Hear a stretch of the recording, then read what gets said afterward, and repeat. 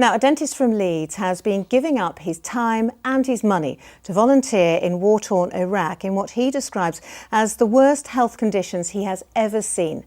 Dr. Mohammed Mozafferi treats hundreds of patients, including orphans and widows, of victims of the so-called Islamic State through a charity called A World Without Barriers. Mark Ansell reports.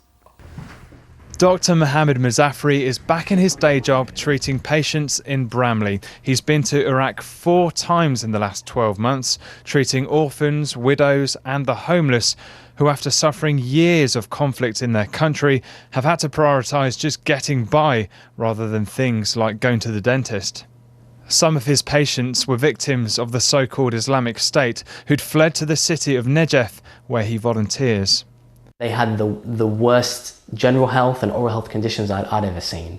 There were conditions that would normally be picked up when the children are born, like cleft lip and palate, so having a hole inside the lip and hole inside the mouth, which would normally be picked up and treated. There were 4 or 5-year-olds that were still suffering to eat and were malnourished.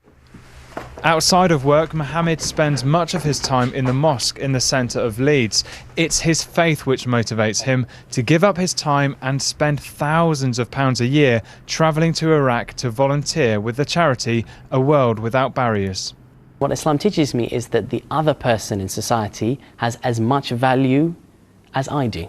And so by equalising the other in your own eye, you move away from egotism, you move away from monocentrism, you move away from being selfish, and you move towards really a standpoint of caring and loving and compassion, and ultimately altruism.